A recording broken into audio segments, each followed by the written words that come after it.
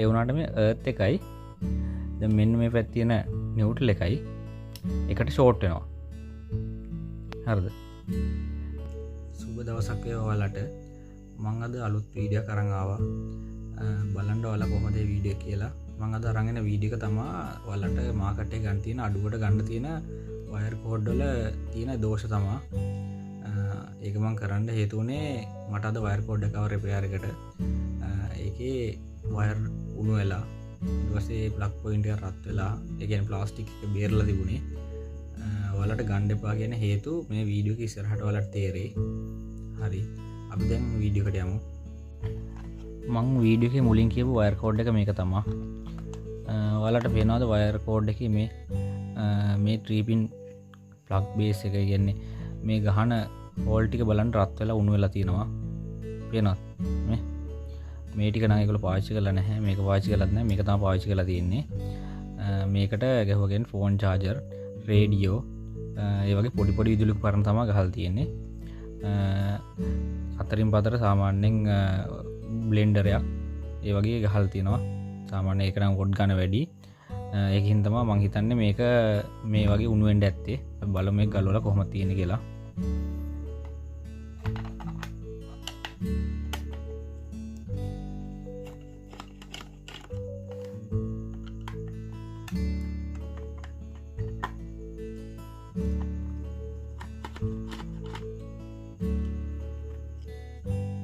අපි දැන් කවර් එක ගලව ගත්තා. ඔයාලට පේනවද මේක ඇතුලේ තියෙන විදිය? මේකේ ඔක්කොම කියන්නේ මේක ඇතුලේ වයරින් එක කරගෙන තියෙන මේ TT වයර් වලින් මේ පේනවද මේ? පොඩි TT වයර් වලින් වයරින් කරලා තියෙන්නේ මේ. පේනවද? වයර් එක මේ පාස්සලා මේ තැන් වල TT වයර් එක තමයි දාලා තියෙන්නේ. මේකේ සාමාන්‍යයෙන් ඇම්පියර් 2.5 ඇම්පියර් 3ක් විතර තමයි දෙන්න පුළුවන්. ඒ කියන්නේ TV රේඩියෝ වලට වගේ නම් මේ වයර් කෝඩ් එක ප්‍රශ්නයක් නැහැ. ඒ වුණාට ඊට වඩා දේවල් ගහනවා නම් ඒ කියන්නේ රයිස් කුකර්, බ්ලෙන්ඩර්, ඒ කියන්නේ කරන්ට් එක වැඩිපුර ගන්න දේවල් ප්ලග් කරනවා නම් ප්‍රශ්නයක් මේක. දැන් මේ කස්ටමර් බ්ලෙන්ඩර් එකක් ප්ලග් කරා කියලා තමයි කිව්වේ. ඉතින් ඒ වෙලාවේදී උණු වෙලා තියෙනවා. මම අර කලින් වීඩියෝ වල ගෙන්නපු වයර් කෝඩ් එක හදාගත්තා නම් ඒ කියන්නේ සාමාන්‍යයෙන් ගෙදර තියනවා වගේ බිත්තියේ තියෙන ප්ලග් බේස් එක විදියටම සන් බොක්ස් අරගෙන ඒ 13 ඇම්පියර් ප්ලග් බේස් අරගෙන හදාගත්තා නම් කිසි ප්‍රශ්නයක් වෙන්නේ නැහැ. ඒ වුණාට මේවා අඩු වියදමින් කරන ඒවා. බලන්න මේ සේෆ්ටිය කිසිම සේෆ්ටියක් නැහැ. දැන් මෙතන උණු වෙලා තියෙන්නේ. මේකේ ෆෝල්ට් එක උනේ මේක උණු වෙච්ච උනාට පාවිච්චි කරන්න පුළුවන්. ඒ කියන්නේ වයර් කැඩලා මුකුත් වෙලා නැහැ. ඒ වුණාට මේ Earth එකයි දැන් මෙන්න මේ පැත්තේ තියෙන නිව්ට්‍රල් එකයි එකට ෂෝට් වෙනවා. හරිද? මෙතන තියෙන නිව්ට්‍රල් එක ෂෝට් වෙනවා. ඒ ෂෝට් වුණාට පස්සේ මේ ට්‍රිප් එක ඔෆ් වෙනවා. එර්ත් ෆෝල්ට් එකක් වෙලා. පේනවද ඔයාලට මේ? හොඳට බලන්න. දැන් මෙතන එර්ත් එකට කිසිම කවරින් එකක් නැහැ.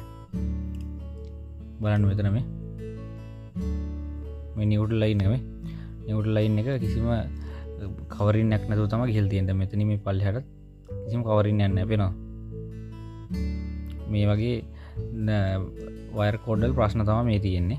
අනික බලන්න මේකේ මෙන්න මෙතන ප්ලග් බේස් වල දැන් වදින මේකේ මේ ප්ලග් টොප් එක වදින තැන ඇතුල් පැත්ත බලමු අපි ගලවලා මේ හදලා තියෙන විදිය බලන්න. මේ පේනවද? මේ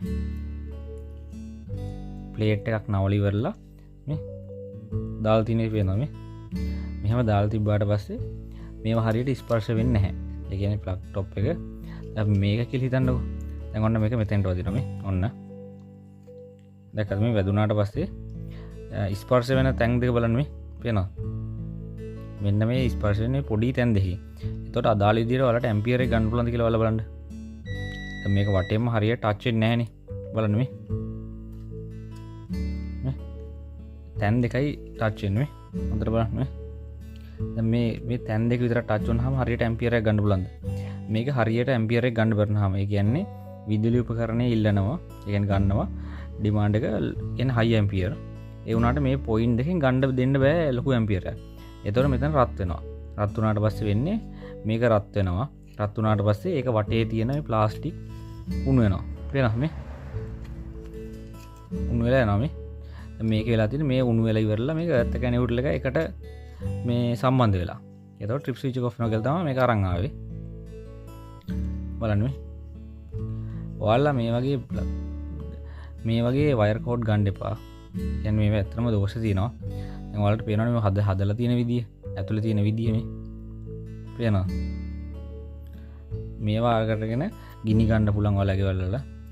පේනවද? කිසිම සේෆ්ටියක් නැහැ මේවේ.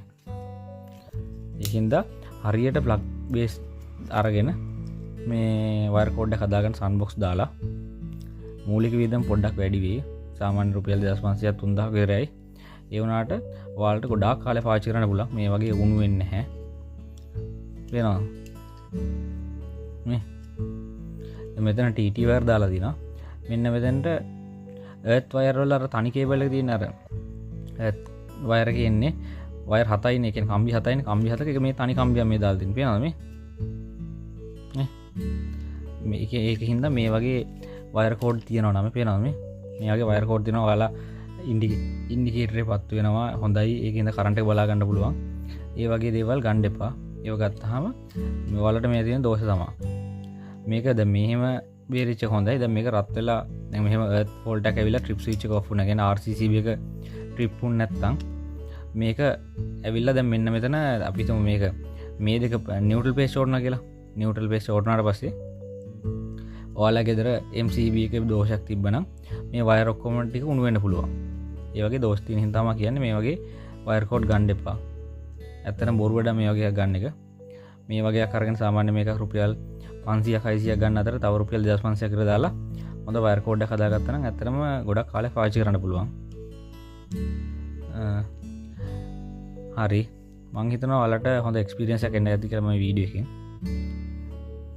අපි නැවත දවසක හම්බෙමු මේ වගේ අලුත් වීඩියෝ එකකින්.